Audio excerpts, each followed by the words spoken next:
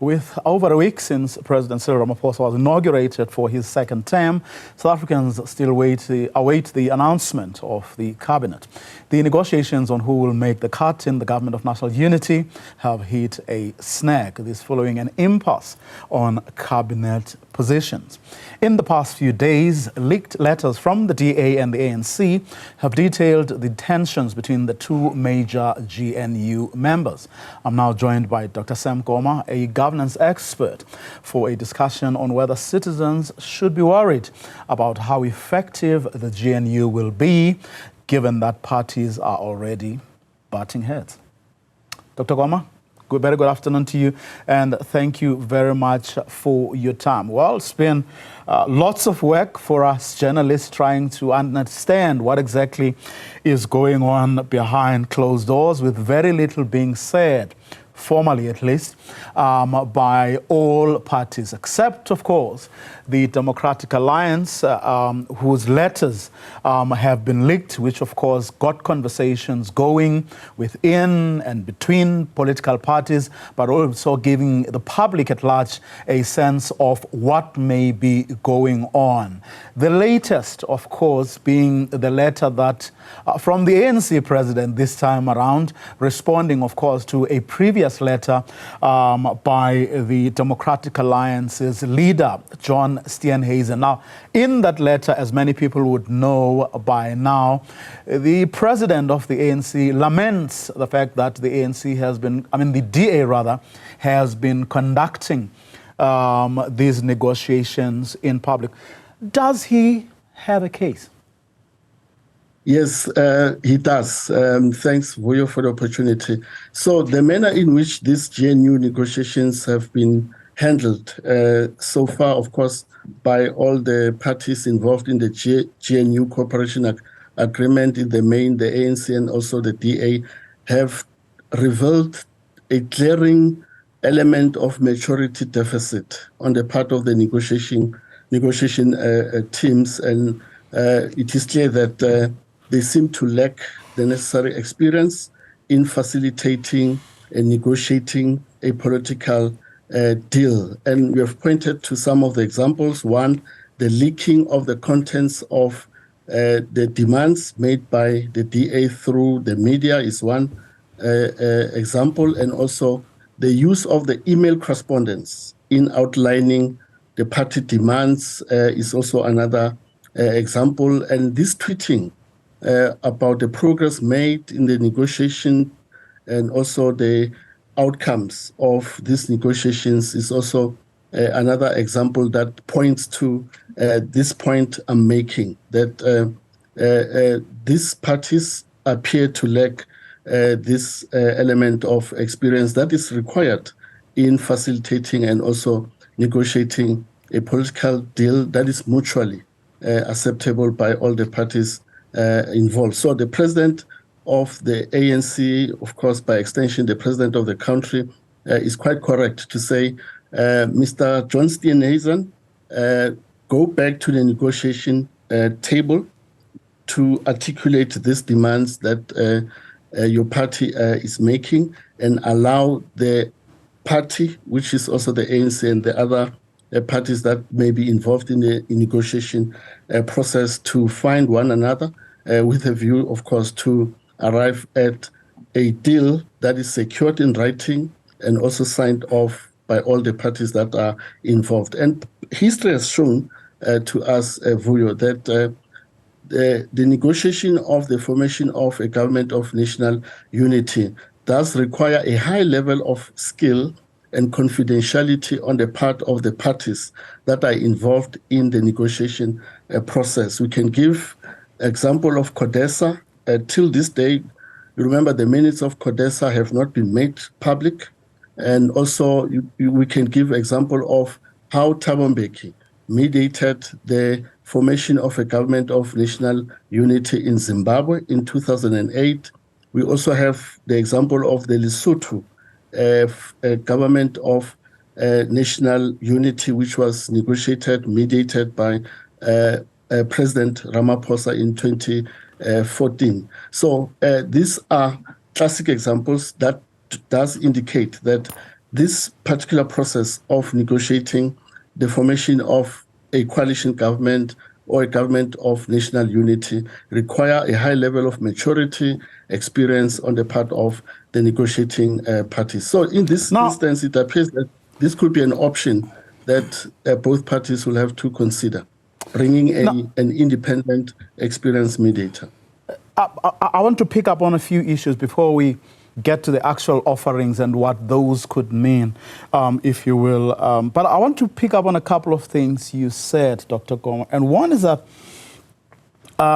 there should be a degree of confidentiality. And no one is, I think, arguing with that. But there was a promise from the ANC right at the beginning. We parked for hours outside their NEC meeting, their very first NEC meeting, where they started conversations around what needs to happen. And there was a promise there that they will be open and that regularly they will be able to keep the nation on board. Of course, how they were going to do that was never discussed. And that never really happened. And I'm taking that, putting it together with some of the information that has landed on our lap about how members of the ANC National Executive themselves are also complaining or have similar complaints that they were expected this weekend to go out there and speak to their structures, their alliance partners, and everyone who has to know what exactly was happening, how it was happening, and what the implications will be, and so on and so forth. Clearly, there is something there that is going on that at least those who are supposed to know don't seem to know. And that is a recipe for disaster, because then the information that lands, rightly or wrongly, in the public domain gets interpreted and read in all sorts of different ways, and that creates or adds to the confusion. Shouldn't, therefore, the ANC president and the president of the country take responsibility, at least as the leader of the ANC, but also, take leadership when it comes to what that sort of tends to do? Yes, you remember, you're quite right, Vuyo. But remember, the NEC at its first sitting, of course, informed by the outcome of the 2024 national and provincial election, did mandate a negotiating team that is led by the Secretary General, Mr. Mbalula, that is expected to engage with the DA and also the other political parties represented in the National Assembly. Because from day one, the ANC said we are inviting all the parties represented in the National Assembly to be part of this process of forming a government of national unity. So it could be a communication flaw, because remember, the negotiation team has been given a mandate. It has to, of course, communicate, consult, and also report to the national officials of the ANC, who also have to go to the National Working Committee of the ANC and ultimately get back to the NEC in terms of what has been the outcomes of the negotiation process. But the president cannot individually take the lead in driving these negotiations. Okay, hence, now, he implored Mr. John Steenhuisen as the leader of the DA to say, no, this is not how we agreed in terms of the signing up of the statement of intent, and this is not how you conduct a political negotiation process. Now, you spoke earlier, Dr. Koma, about maturity. You also spoke about experience, right? Now, the person who leads from the ANC side, negotiations is the party's Secretary General, Fikile Mbalula. Now, I don't know if, for example, you would say that is the person with the maturity and the experience needed to lead something like this. Yeah, to be fair to Mr. Mbalula, it is quite evident that in this instance, he's not well placed to facilitate and negotiate a political deal that will, of course, mutually benefit both the ANC and the other parties, 10 in number, all in all, that are part of the government of national unity. Hence, the IFP, that is part of the GNU, has opted and volunteered to mediate and assist in terms of mediating the tension and the conflict between the DA and also the ANC, because these are the biggest parties that are part of the GNU. And the reason, of course, Dr. Koma, I'm asking that is not to be disparaging towards the ANC's leader in these negotiations. It's because looking at public discourse, a lot has been said and made of Helen Zille, the federal chairperson of the DA's comments and stance. All right, but and this is often not juxtaposed against what Mr. Mbalula's attitude, but also utterances and conduct has been, I guess, partly or a major part of that has to do with the fact that it is the DA's stance and letters that people have been referencing. But I just feel that in the interest of progress or real or perceived, I think it's important to actually look at the conduct of the ANC, but also the behavior and capacity of the people who are leading the negotiations on their side as well. Or am I being wrong or unfair here? You are quite correct, Mr. Mvuyo. Equally, Ms. Helen Zille lacks the maturity that is required in handling this delicate, high-level political negotiation required at the national level. And as I said, the leaking of the contents of these negotiations is one example. Tweeting about it is also one example. And the president of the ANC says, why are you using an email correspondence to outline party demands? Because you can only do that in a negotiation table.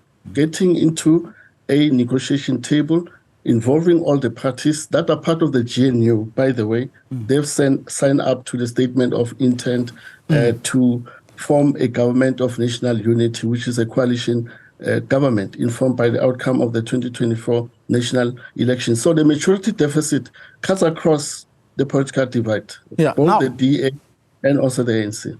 Then these people decide that the president of the ANC and the leader of the Democratic Alliance are going to engage in face-to-face conversations, to eliminate all that we've spoken about, that we've seen, witnessed, heard, and so on. And then they have this conversation, and then an offer is being made of how many seats the DA should get. I mean, the ANC or Cyril Ramaphosa offers the Democratic Alliance 6 cabinet portfolios as well as 4 deputy ministers. And once that offer has been made, it clearly doesn't meet what the Democratic Alliance thinks is due to them. They want 8 cabinet portfolios and, of course, a same number of deputies.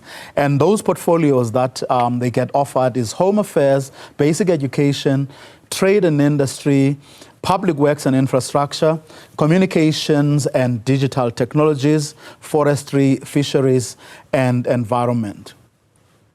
Something, of course, they believe is or doesn't go far enough. Yes, it's give and take, yes. The good thing is that the GNU Cooperation Agreement affirms the constitutional power vested in the president to exercise prerogative in assembling the national executive, commonly referred to as cabinet. So it's already inserted in the agreement to say ultimately, as part of this bargain, as part of negotiating with a view to allocate ministerial portfolios and other executive positions, the president will ultimately exercise his prerogative. So we'll see how that pans out ultimately. But it's good that in the cooperation agreement, there is that provision of allocation of ministerial portfolios based on proportionality of course, the percentages and the votes that all the parties have garnered as part of the 2024 national election. So we'll see ultimately whether the DA will accept this decision of the president in terms of the allocation of these ministerial portfolios. Where, Dr. Koma, do you see a recognition of, I hear what you're saying about what the agreement provides for, but where do you see a recognition that the ANC didn't win elections? And two, there's a whole host of other parties. Outside of the DA, there's at least 8 other parties that have pledged to form part of the government of national unity. And one of the underlying principles, or what the pact that all have signed recognizes, is the principle is inclusivity. Do you see that anywhere outside of the DA and, of course, what looks like is something that will be given to the IFP and perhaps Good and the Patriotic Alliance? Yes, I don't see the ANC extending the allocation of especially executive positions or ministerial positions to parties that are not party to the signing of the statement of intent that constituted the government of national unity. What I'm saying is that we have 8 parties represented in the National Assembly that are not part of the 10. Because all in all, we've got 18 parties represented in the National Assembly. So I think the president and the ANC will confine themselves in terms of the allocation of ministerial positions to these parties that collectively have signed up to be part of the constituting of a government of national unity. But when we get to Parliament, you remember Parliament is here to allocate or set up portfolio committees. For example, SCOPA, Standing Committee on Public Accounts, is normally allocated to a party that is drawn from the opposition benches. That has happened in the last successive elections in terms of the ANC dominating. So we may see, say, UDM, okay, represented in that committee at the level of chairpersonship and other parties that have agreed to be part of the GNU. Dr. Koma, let's leave it there for today. Thank you very much for your time and insights. Really appreciate it.